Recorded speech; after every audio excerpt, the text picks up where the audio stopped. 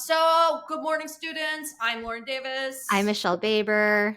And we have been recapping the Valley. Apparently, no one likes watching the Valley episode recaps three weeks after. late, which is that came as a shock to us, you guys.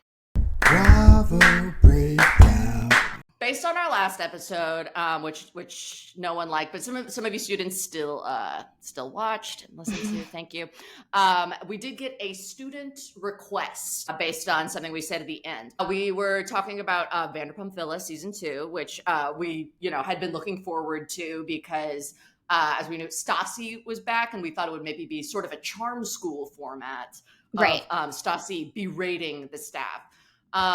It seems like it is not that so much. It's more of just like a Hulu crossover promotion show where like the Mormon wives go on and pretend to fuck people on the staff. Italians, yeah. And then Stassi's there to promote her family show. It's all whatever. Yeah, she I don't even get it. I don't understand it. She has another show, like a different show. Like I'm not following. Yeah. That show hasn't come out yet, I think. But like I think because of the controversy from Vanderpump Villa, I think that that show, there will be ratings there. The big splash that Stassi made on Vanderpump Villa was with her beau, her hubby, Beau, and he has a tattoo of his estranged sister, Georgia, his estranged Italian sister, who he met along with his father at 21 in Italy. And so they visit her there because this season of Vanderpump Villa is set in Italy. And Stassi gets very jealous. She's very upset. She thinks it's a strange relationship that Beau and the sister have. They have to go to therapy. The sister's very mad that she's even in this conversation and that it's making news that she and her brother maybe want to fuck each other. And everyone's newly mad at Beau again. Well, I'll say this in Beau's defense. Georgia is a very striking woman. She is a beautiful woman. She's a beauty. Isabella Rossellini, please. This is a real Italian beauty. Well, let's not pit bad bitches against each other. Put those two together. Let's get them both narrating a bug sex viral video. Oh yeah, that'll go well. That'll go well. Let's get them both in a dark or blue velvet too. Yeah. Yeah, but the one where David Lynch directs it from the grave. From the grave. Through the grave. That's honestly so something he would transcendentally meditate. And then, we got to bring that movie. People have been dying for a sequel to Blue Velvet for so long. What happens next to Kyle MacLachlan? Oh my god! It'll be like the Twin Peaks fire walk. With of Blue Velvet. Okay, so then in the fandom, to give a little backstory, mostly, and we'll get into why there was a lot of Beau support initially because of his narrative on the show. He's such a normal guy. He puts up with Stassi, who is like the nastiest. She's crazy, yeah. But a little digging revealed he is. We see on the show he claims multiple birthdays. He like pretends to be celebrating his 40th birthday on St. Patrick's Day, but really 2 years before 7th, on March 18th, right? But it's funny. He's he's such a funny guy.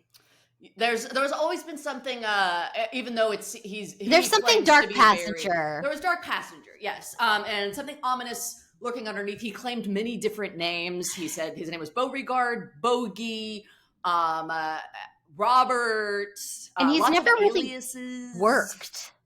Never really worked, and then two bankruptcies we knew about. Before 30. Before 30, and so this Michele and I were always like, could be.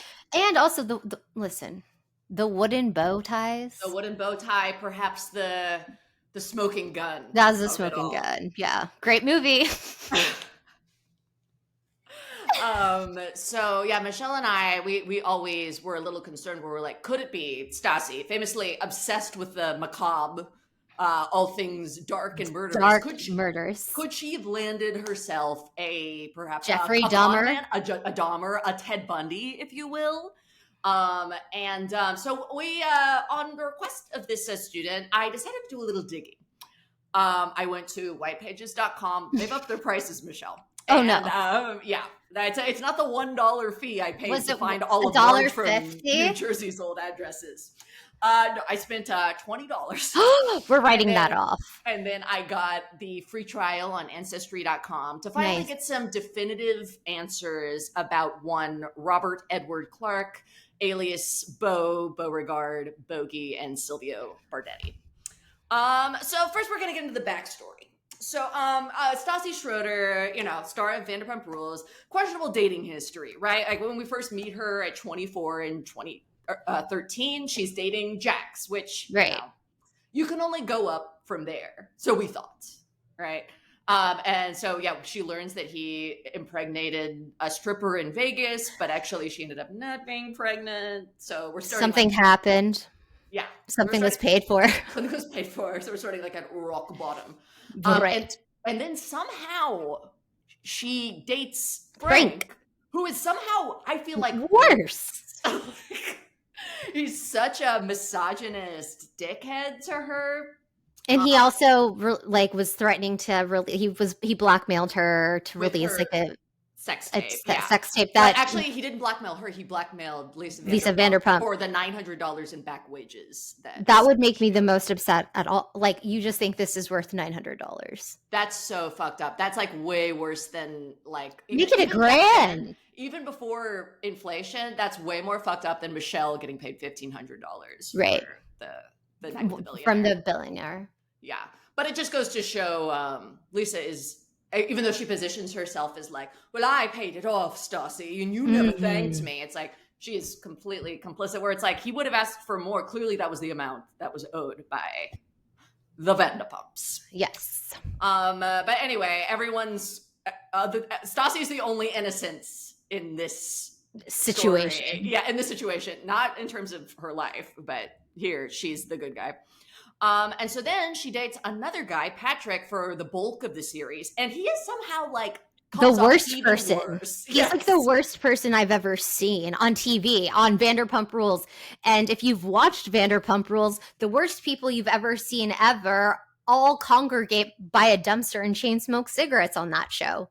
Jax is on that show. Tom Sandoval is on that show. And Patrick, Tequila Katie. I would so much rather date Sandoval than I would Patrick. Oh my God, Patrick. He's so slimy. I mean, I think the episode that like encapsulates Patrick is the one where he meets Lisa, and he is, first of all, his pupils are crazy in that episode. His pupils are insane, and so are Stassi's, but he kind of hits on her, and then he's like, I don't think she understood, so he keeps doing it and talking about how her ass. He's like, you look really good walking away.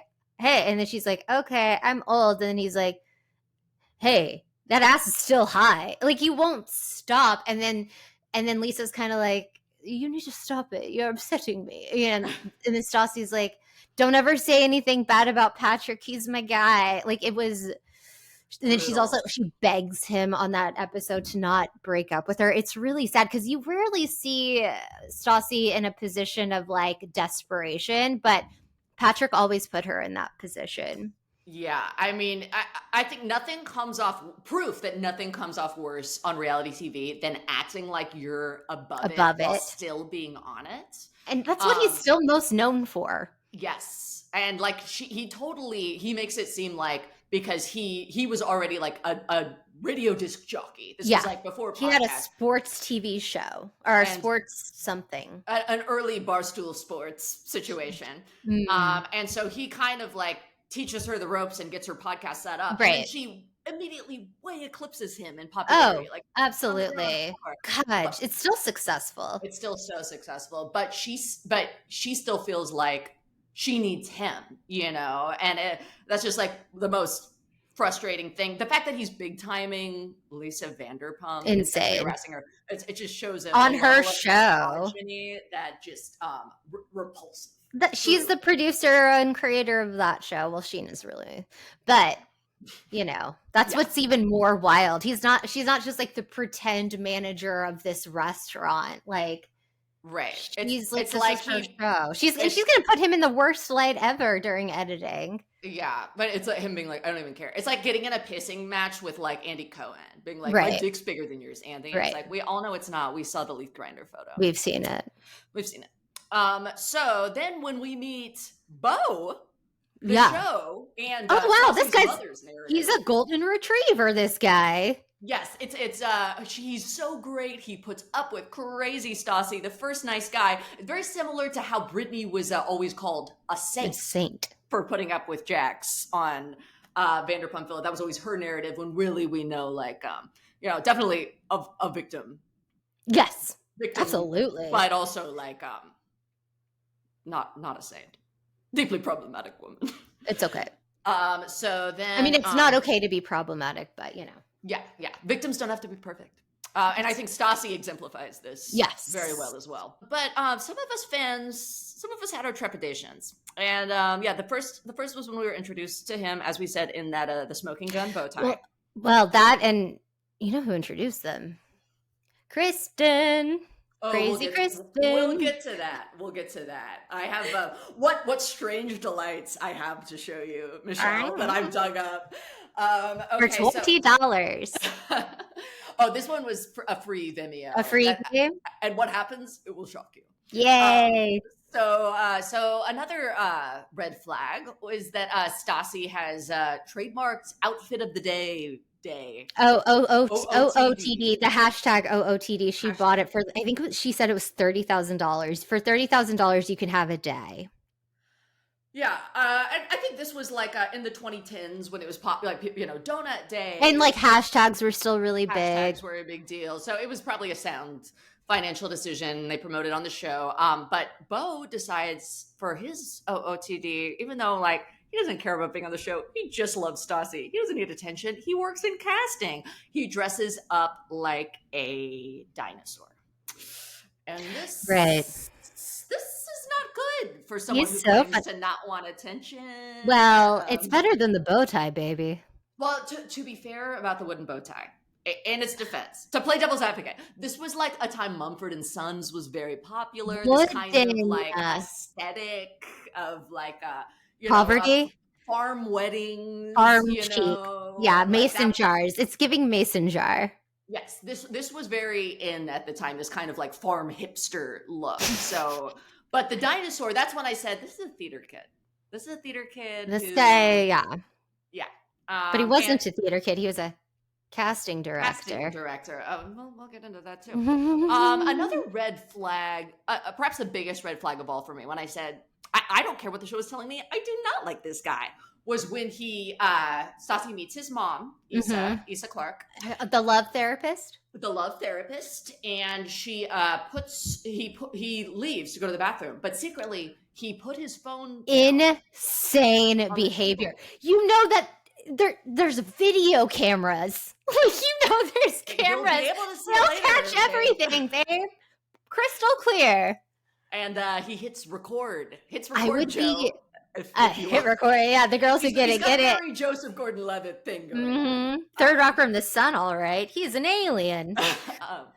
But it's just so bizarre. Well, first of all, why wouldn't you just trust them to tell you afterwards? I would be so furious if my husband was recording, or my boyfriend was recording my conversations ever. Because that couldn't have been the first time he's done that.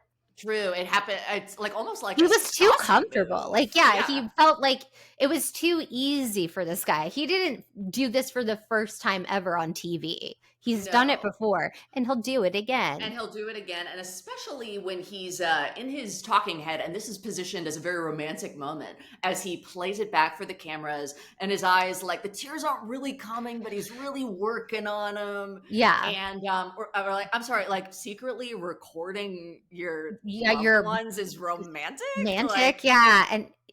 And he's like, I'll play it. It's like, can we just watch it? Yeah, it's like we have way better audio. Yeah, from, like, the boom mics and their labs. As they say in screenwriting, this is hero business. Exactly. And we'll get to that next part when they get engaged. This was the same at year. The cemetery. At the cemetery. Yeah, mausoleum. Yeah. Mausoleum. So already we're kind of thinking is here we because go. this is where some of the bodies he's murdered. Yeah, exactly. Marilyn Monroe. Yep, he's maybe. It's a Who little knows? I suspicious. didn't go that far back in his ancestry, but maybe he's related to the Kennedys. I don't know. I don't know. So he and Stassi, because Jax's wedding is such a flop, and Jax goes so nuts afterwards. Stassi and Beau, the hero, famously get a hero. I know on this they season. get such a hero edit, and they're like, "Wow, like Stassi, like she really did it. She found a guy who respects her and doesn't blackmail Lisa Vanderpump or hit on her on Lisa Vanderpump."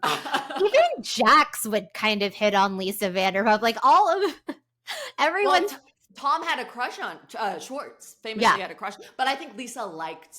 Oh, she loved it. She was loved the more little boy about, attention.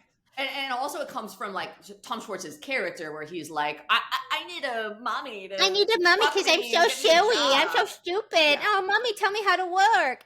But yeah. Like Patrick being like, bitch, go make me some fucking fried cheese balls. Well, and here's the other thing. We never saw Beau's apartment. Like, we never saw how we never went inside of that. Even when they were first dating, he always was just at Stassi's apartment. I guess we didn't ever see Patrick's apartment, but he was not on the show every episode. Beau was like a full-time cast member. Like as soon as like he got introduced with Stassi, they were like, oh, he's a nice guy. Like he was on the show. He was a season regular. He was a regular. Yeah. Even when Kristen that season was a friend of, Beau was still a regular.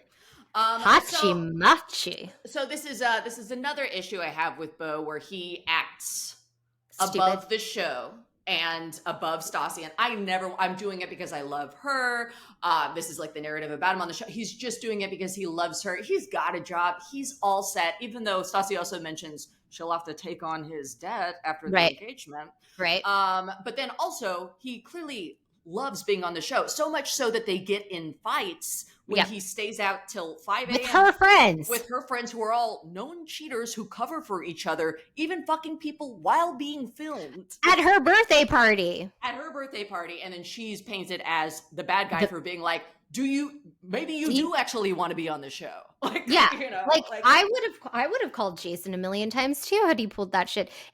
Stassi's not wrong. It's my fucking birthday. And it's not like crazy that she wants to go to bed with her boyfriend at 1 a.m. Yeah, instead of that's him like normal. He's doing blow with a like, bunch of he's like up until 5 in the lecherous. morning. And so yes, she calls him a lot and she ends up breaking her phone. But I'd be fucking furious too. Yeah, because there's kind of two stories with Beau, and I think this. He likes to party. Yeah. I think that this quote that he gave really encapsulates the two sides. The mirror has two faces with Beau. Shockingly, this is about how they met. Beau Clark didn't want to give Schroeder a chance at first. During an appearance on his wife's podcast, he admitted her Instagram page turned him off. Okay. I just scanned through the pictures and I was like, the bleach blonde hair, she's probably got Botox, she's probably got fake boobs, just not my cup of tea. He recalled via page 6. When they did go out, the duo really hit it off, with Clark admitting, we ended up closing down Mondrian Hotel talking. Yeah, that Stassi probably paid for. Yeah.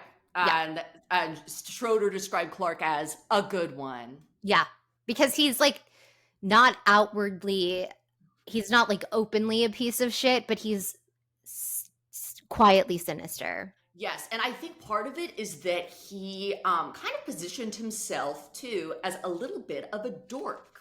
I'm a dork, and look at my silly tattoos. Oh. Yes, like I'm a nerd. Like I'm maybe like smarter than these people who have all just like been I'm evolved. Pass around party bottoms in LA, just trying to be famous and partying. Not me. I was always very serious about my career. I'm a casting associate. I'm a nerd. And then I happened to fall in love with this girl on reality TV. Right. So and I didn't even want to. I didn't even want to because she's so fake. I date girls with brown hair and A cups. And silly tattoos. Yeah, real actors, but I fell in love with a reality star. What can I do?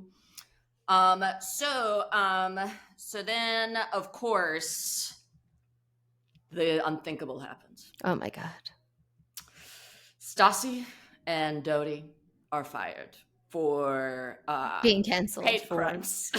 Literal Literal hate crimes. Literal hate crimes. And again, never forget that Stassi has kind of still been completely unrepentant about calling the cops for just out of revenge. She wrote a book about it, and it was a New York Times bestseller. Yes, off with my head. Yes, but not at all about her cast member who she put in danger. No, but about how it affected her life. Exactly. And she just kind of was really never suffered any consequences other than not being on the show. And here's something you didn't know about Beau, which is very big of him. Did a lot of press at the time that he was going to step away from reality TV in her honor.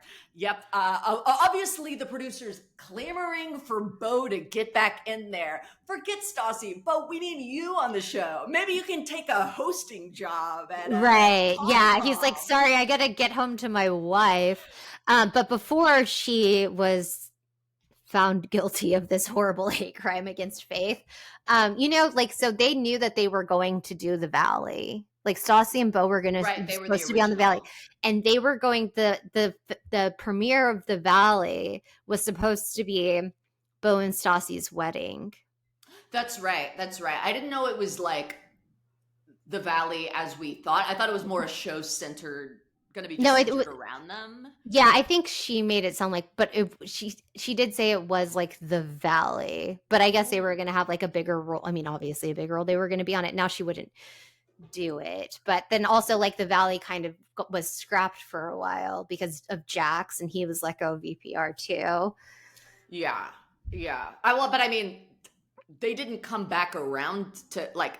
I'm sure. Try to get They did come back around to stop. Like when they decided to go ahead and do the Valley, and Jax was going to be on the Valley. They did ask her then. Yeah, and she said no. Yes. She had declined it. Yes. She was like, I'm not interested. She made enough from her podcast. She was like, well, and her and Beau had a podcast together, and I don't think that they do anymore. It's called like the Big Baby, Bad Baby Bougie something. Well, I think probably it's like she wanted her own show where she doesn't have to film with them. And he doesn't have a job. Well, debatable. We'll get into the research. Anyway, I just wanted to laugh at the fact that he did rounds of press being like, I love my wife. I love my wife, and I'm not going back. They're begging me to come back to the show, which like, no, they're not. They don't want you back. You've never even worked yet, sir. It's like, you don't fire me, I quit. Like, it's so stupid. Like, it's like, girl, unless you're fucking Sheena, there's no way you're going to be back on the show. Be so for real. Girl's so confusing. Okay, so then this is when the tides really turn on Beau, I would say, in the fandom. Obviously Stassi has made lemonade out of racism. She has, her books, her podcasts. So then we get some disturbing reports from her podcast listeners. Godspeed to you, anyone who could do that. That was where I had to draw the line with my research. I'm like, I can't do Stassi podcast clips.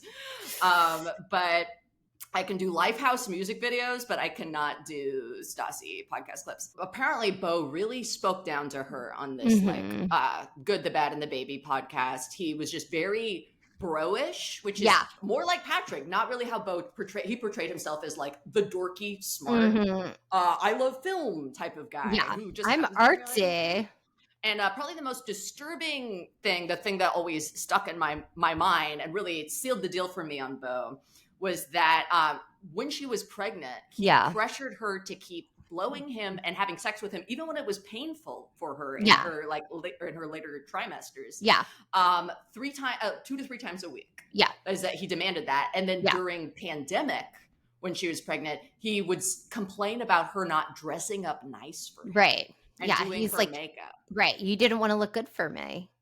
Which just gross. And again, it's giving Patrick type behavior, and it's really one of the fascinating things about Stassi, where it's like she's insecure. So that she keeps choosing these men who she kind of dresses them up to the public as like Patrick is so successful. He's like got this great job, and I went to New York, and he's so smart. And then Beau is this amazing guy who has a job, but he's nice to me. My family loves him. He records me. Which we get a glimpse into that. He records me. Which we get a glimpse into that when her mom comes on the show and is like, Beau, you could do so much better. You could do so much better. That is crazy though. Her mom was like blackout drunk. And it was like, you don't have to be, she's not a good person. Yeah.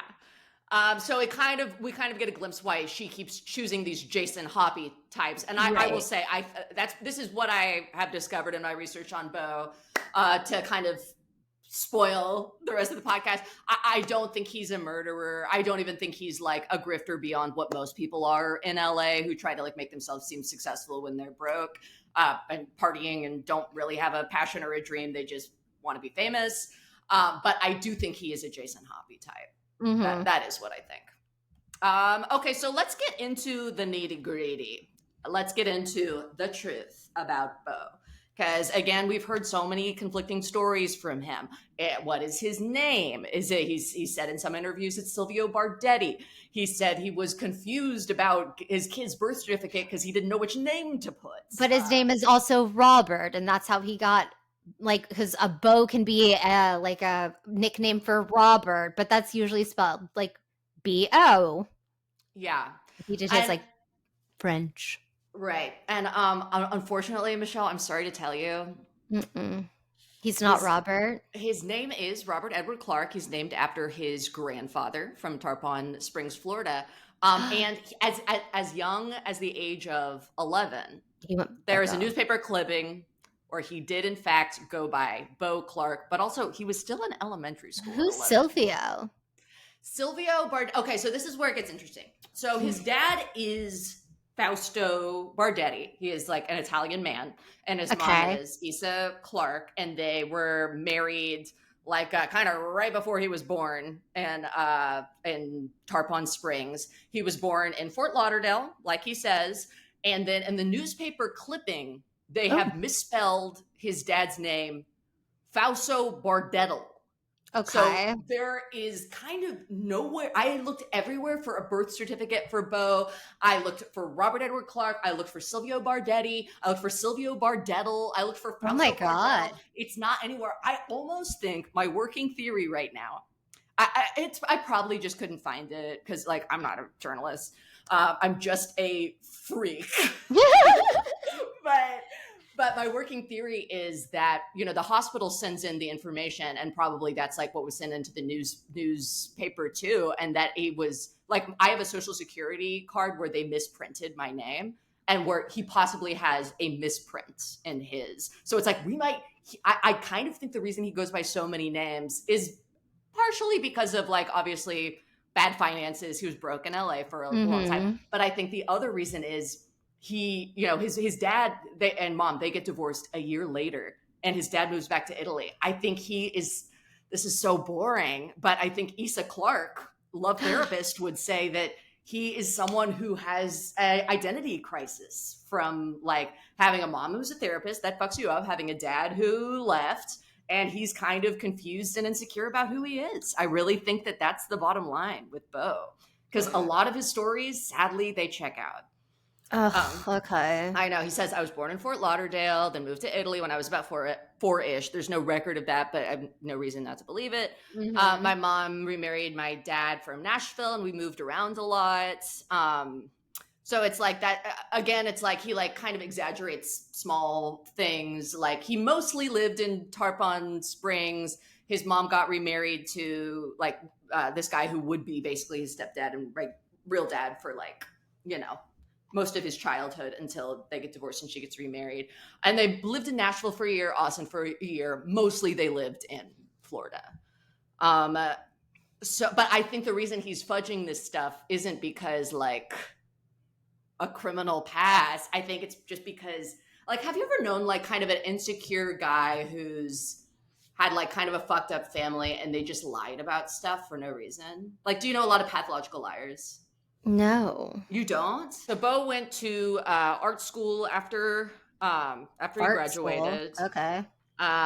Which totally. You can tell adds because up. he has so much beautiful artwork all over his body. All of his stick and pokes Yeah. are giving me art school. And then his mom remarried again once he was in art school. And then his dad ended up moving back to Florida when he was 19. He says he met back up with his dad when he was 21. Again, I think probably it happened when he was 19 because he's got a traffic ticket in Florida at around that time. I think probably that's when he met his sister as well. And then Beau moved to Hollywood in 2000. The city of angels. And the rest is history. History. Let's get into his mom's practice. So Right. It's legitimate. It is, honestly, like, this might be boring too, but I'm like, I visited her website and I'm like, I would go to her. She's if a I was love in Florida. therapist. Louisa Clark, I am here to help you navigate the chaos that accompanies inner growth. Also, a beautiful blonde woman. Mm. He's got a type. All right. I found her high school yearbook picture. Looks a lot like Stassi. Stunner. So when my own well-adjusted ego began to break down, I clung to this quote by Krishnamurti like a talisman of protection. It helped me to remind myself that stability does not necessarily indicate a state of sanity. And I think that applies to the Schroeder family very much, or Schroeder Clarks. Oh my God, yeah. In fact, to survive dysfunction by adapting to it would indicate a stable state of insanity. That one's a thinker. Stable. That's why I'm doing the thinker pose. I'm like, okay. Maybe we should get us pull it back around in the end. I'm feeling healed already. For this reason, I was able to reframe my ego's breakdown as the beginning of authentic sanity, still in its initial stage of instability. Who does this remind you of, Michele? Oh, Patrick. Patrick, yeah, definitely the pretension of a Patrick, but for me, it reminds me very much of the Tao of one Kelly Ben Simone. I had to break down to break through. Okay, yeah. I'm up here. I'm up here. You're down here. You're down here.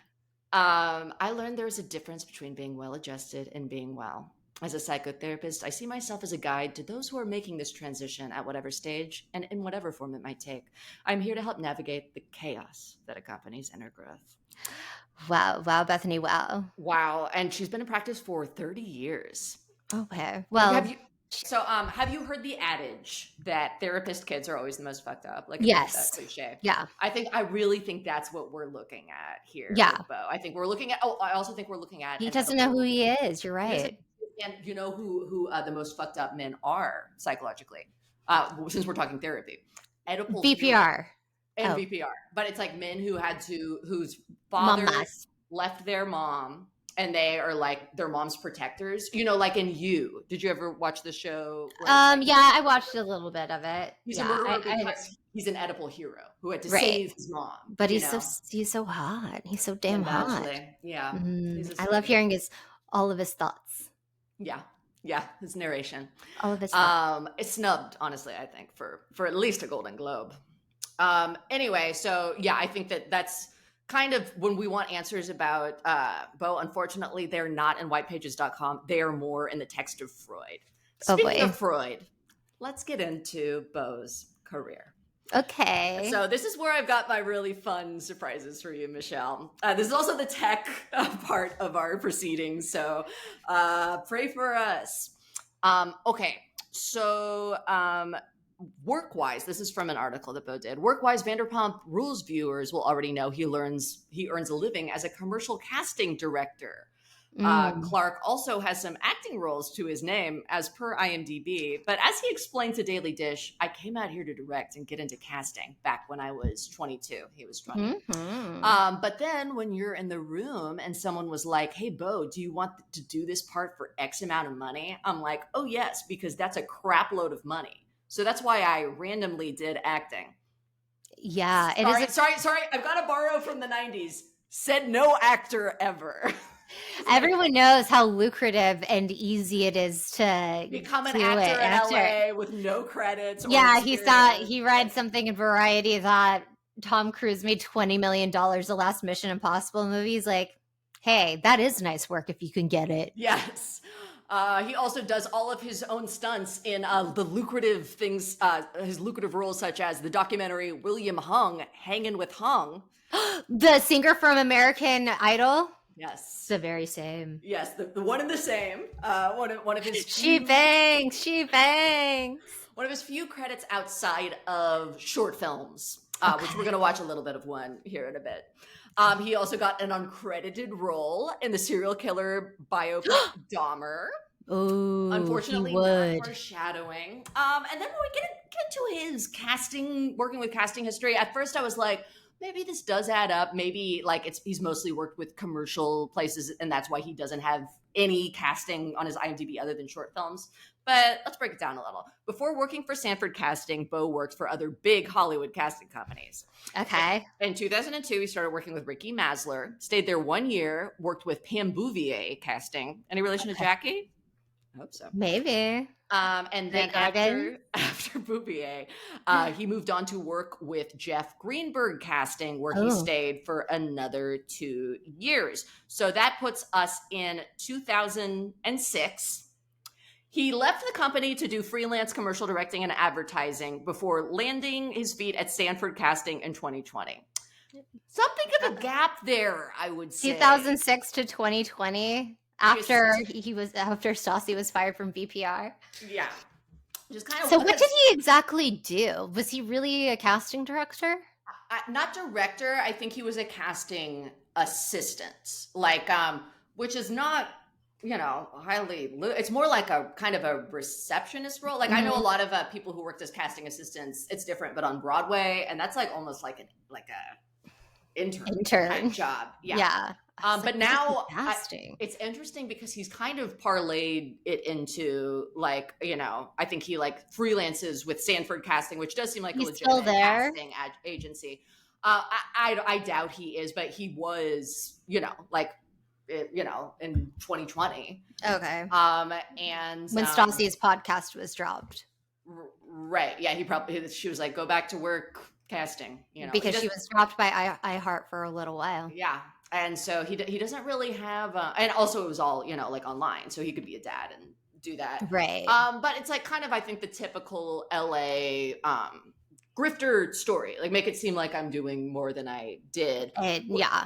And also I think clearly he wanted to be an actor. Like I think that's just so obvious, especially when you see. I want to see my name in lights. Yes, and he did so many. Beau's turn. It was so Beau's turn. Beau's turn. Here he is, boys.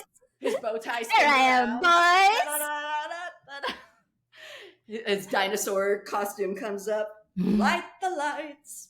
No, everything's coming up, Boses. But unfortunately, he is Michele. Even though he had really kind of the right look.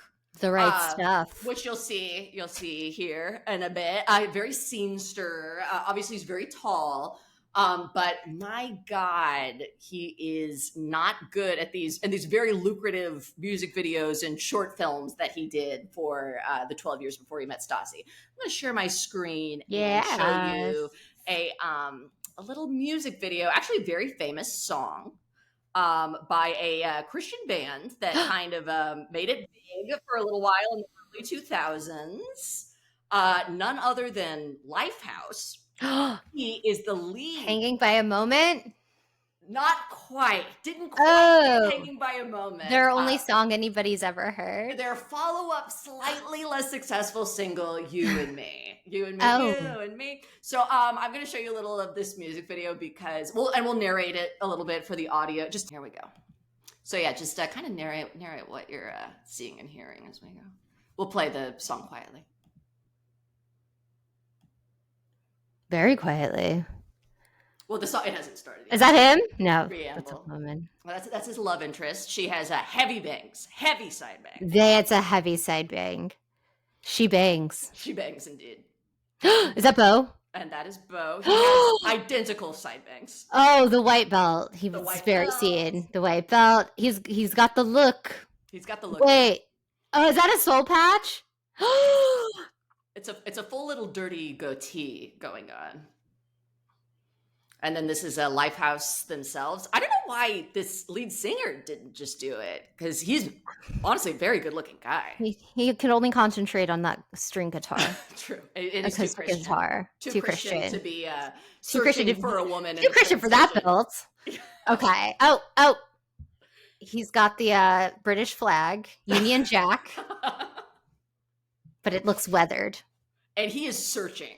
He's searching for something. Something. And hanging by a moment. This is going to be a motif in Beau's short films and projects. Where are they? Are they at a subway station? I believe they are in a train station in Tristan, LA. He took a taxi cab to a train station, and there's no departures. No departures, but he can't find what he's looking for. Oh my god! And she's carrying a suitcase. Mm-hmm. What's he doing? He's trotting. He's oh my god! The bracelets. He's got bracelets. He's got bracelets. Will he find her, Michele? Do you think? And the fact that nobody, like, he's been running through this train station, nobody's been like, "Sir, do you need help?" And he hasn't even asked for help. And how many people would you estimate are in this train? Oh my god! I found it. Oh, that's not her. Oh my god! That is in fact our friend Amanda Hahn, who we found instead. So she looked just like Amanda Hahn. She did. But yeah, there's like seven extras in this train station. And Beau is running around looking for like a chicken with his head cut off. This beautiful woman. Anyway, spoiler alert, get to the end. They're in love. He does, in fact, find her. Oh, that classic Beau smile. That beautiful Beau smile that lights up a room that we fell in love with on. Mm-hmm. And we were devastated when he couldn't return. Protect his wife's honor. Stand by your man. No. Yeah, no. I'm going to be a casting associate again. Okay, so now I'm going to show you something that is almost exactly the same in content. But this is a short film, actually, that he was involved in. And actually, I think Beau will say it best, the part that is the most shocking. In one of his favorite ways of expressing things, which is lies. In lies. This is the closer. I'm telling you, Michele, what happens. I'm excited. Okay. In 20 short film artwork. So some of his other films have been 5 of his short films were in 2005, 2008. The Dark Side of Happiness, The Chase. He loves chasing. That was kind of his big thing. He's good at jogging. Chasing, jogging, searching. Auteur. Breakdown, and of course, Sex in Los Angeles. Hello. In 2009, he played the role of Jack Proctor in the romantic comedy drama, all 3, Coyote Country Loser. What a hit. And then Clark was next showing his range in The Revenant, not the Inarritu Revenant, D. Kelly Pryor's comedy fantasy horror film. Oh, he wasn't the bear. No. And then he played the role of the Hood, opposite screen veterans, your favorites of yours, Michele, David Anders and Chris Wilde. Love them. Now let's get to the piece de resistance. In 2010, Beau starred in the Paul Bach directed short film, The Loneliness of a Long-Distance Dreamer. Oh. He confessed he never saw the film's final cut. Oh, how about that? So when he accidentally bumped into the director, they reacquainted and sent him a link to watch the short film, a link which I may have found online. The film opens with Clark's character making out with a woman, and only then did Beau realize, oh yeah, the woman I made out with at the beginning of this film was Kristen Doty. I totally forgot that. Was that thoughts, Michele? Wait. Was he the guy she made out with in that sizzle reel that we saw on VPR? She's just like making out with a guy for a long time. Yes, it's Beau. That's Beau? Yeah, I'll share with you. From her sizzle reel? From her sizzle reel. And he's like, oh yeah, I mean, Kristen did introduce us, but I totally forgot that we made out. So he had been on the show before. Yeah. He had been on the show. He had been on the show before. So he's. I think about her sizzle often. I love it. Oh yeah, well you're about to see the sizzle. I'm about to sizzle. You're about to see her sizzle and shine, baby. And it's a really bizarre. We'll watch a little bit of this film. It's a really bizarre opening that has nothing to do with the rest of the movie. Is just a dream. Where, appropriately enough, for the end of this podcast, Sigmund Freud, is accompanying a searching Beau. He's doing a lot of his searching acting, his specialty, finding the girl of his dreams, who also looks exactly like the girl from the Lifehouse video, Kristen Doty. Like, it's like a different actress for some reason. And then at the end, eventually he finds her in the dream, and then Freud does a thumbs up. Michele, while I pull this up, what do you think Freud would say about Beau getting a tattoo that says Georgia across his arm? He would say, I need more cocaine for this one. So, I'm going to need more cocaine. Medical, you take this one. I'm going to do some rails. Yeah, I'm going to do some rails. Okay, here it is. All right. Because Freud did cocaine. Yes. Famously. Okay. Much like Jax. Yes. Oh my God, the shadows. All right, it begins. Oops. Picture. So this is Descartes. Those who go forward only very slowly can progress much further. If they always keep to the right path than those who run and wander off it. I think that is from Issa Clark's website, actually. No. Wow. Poignant. First kills? Yeah. First kiss films. Love them. No, that's a production company. Oh my God. And it is okay. Those are the lips of none other than Doty herself. The smiling. Oh, the smiling. The teeth clattering. Wait, why is it going away? That's the beginning. That's the beginning of the film. It's him watching this on a screen. Is that why it's called First Kiss Productions? I guess. Because it's the first thing you see? Yeah, okay, so two things. Yeah, we got to discuss this. So, okay, I think I'm meeting them more than halfway here, but I do think that maybe it's like, he has leading man vibes. Definitely. Big leading man energy. Yes. He's like his character, I think, is getting over an ex, and that's Kristen. Or the girl who they cast as the love interest wouldn't do the kissing scene, so they had to hire Kristen to... She's like, I'll do it. I'll do it. Sit.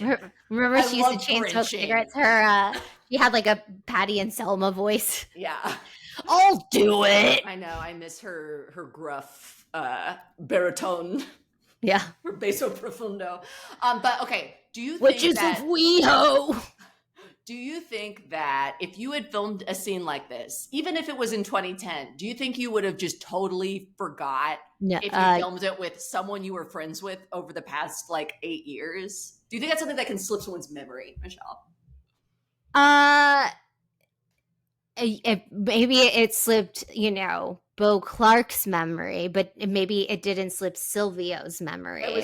So that was Silvio Bardetti. Yeah, so maybe if he has multiple personalities, what do they call that now? Dissociative. Alters. He has alters. So his alter. Oh my God. Yeah. Beau has alters. Beau has alters. I do think that, I think that is a more likely Beau has alters explanation. But he does not have any alters in the acting world. He can only play the one character, guy searching for brunette woman with side part, as you'll see a little bit of. I need some brunette woman to make out with me. Okay, let's get to the Freud. It's giving... Oh my God. Oh, he's clean shaven here. Soul patch is gone. He is kind of... But now he has the heavy side part. He has the heavy bang. Now he bangs. Yeah, he's morphed into the girl he's always wanted. This is a new alter. He's really giving me kind of True Blood here. He is. Yeah. He's giving Sookie.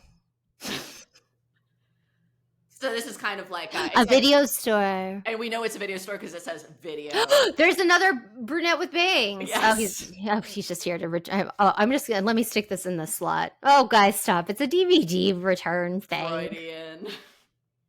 The bangs have shifted. There's been a shift. A wake shift. He's running again. Yeah. He's jogging again. Yeah. To a girl who's been waiting for this. She's been waiting for his workout to end. Mm-hmm. Oh, wait. He is back. Well, who's this Martin Mull or Freud? Is that Martin Mull playing Freud? The kids remember. Did he have Martin, eyes on Martin? All right, so spoiler alert, we get to the end of the dream, and it was all just a dream. Oh boy. Beau's with the bangs girl. Pacific Ocean at their feet. I believe this is on the Malibu. Oh my god, is he gonna propose? Is there? And he's not dressed at all appropriately for the beach. So, yeah, Beau got into acting for the money. Wasn't his passion. He got into it for the money and the brunette women. The brunette women. So with actually, those bangs. Some credence to the idea that Stassi was not his type. He preferred, right. She had no bangs, blonde hair. And he didn't seem to jog towards her ever. They never jogged. With Freud's watchful eye. I just love the ending, which for our podcast listeners, it's like never seen nothing like you. He's like, or it's giving like the Breakfast Club at the end. Yes. And Beau goes, I guess I'm just a dreamer, because the whole movie's been a dream. And then Freud comes up and does like the Judd Nelson. The Judd Nelson. He got the girl. Yeah, the freak got the girl. Anyway, so in summary, what did you learn about Beauregard, Bogey, Silvio Bardetti, Clark today? I'm gonna cut my bangs. Watch out, Stassi. I'm gonna cut my bangs. We are going to Fort Lauderdale. I still need to book it. I'm waiting for my stuff. So we're gonna go visit Beau's homeland. Yes. Not Italy. Tarpon Springs. He always said I thought he talked about on the show being from Italy. His dad is from but he said that he like grew up in Italy. Like his children have passports. They have dual citizenship. That has more to do with Italy's birthright citizenship laws, where it's like, if you have a grandparent who was born in Italy, then you can have dual citizenship. He might have lived there for a little while. He says that he speaks Italian, but I've never heard it. He might. It seems like he got, from my research, it seems like when he met back up with his father, when his father moved back to America, that's when he got into, his Stassi. sister and his sister. And got into art and cooking and all of that. Casting. He's basically, I think we really hit the nail on the head where it's like all of Beau's identities, they are just his alters. He is Freud would say he is a lost kind of boy who was just searching, jogging and searching for a girl to kind of give him a sense of identity and resent her. And blowjobs. Give me and blowjobs 2 to 3 times a week. Yeah, right. That was his famous quote. Like, give me identity and give me blowjobs. And give me or give me death. Or give me death. And then final note, I do have to say, who do you think adheres more to the actor Beau Clark's type, Georgia Bardetti or Stassi Schroeder? Georgia's got that. She's got that hair he has been searching for. Yeah, I hate to say it, but the jury is out. We agree with you, fans. We think Stassi had every right to be upset. She's got the look. She's got the look. Clark would agree. David Lynch would agree.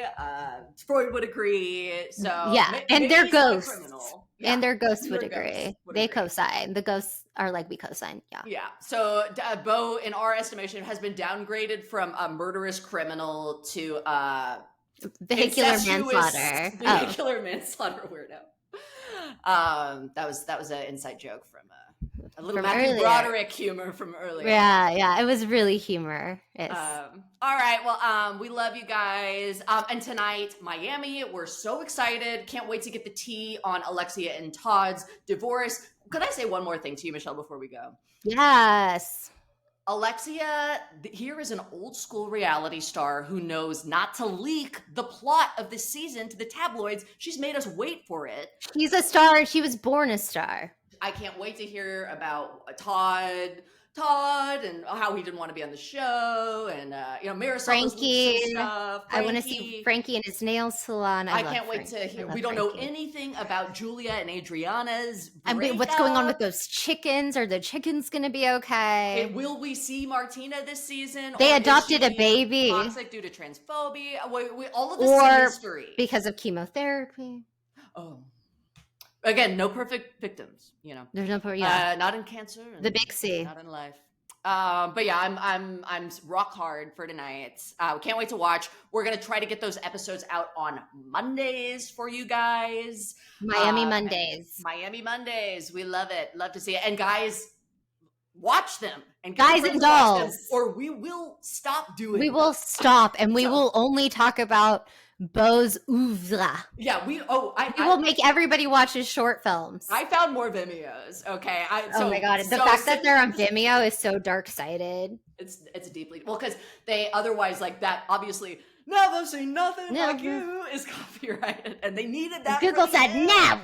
Google says no. So anyway, yeah, pass these videos on to your friends. If you never want us to do one like this again, then get people on board. Yeah, be like, yes. Somebody like us. Like and subscribe. All right. Love you guys. Thank you for your service. Bye, students. Bravo.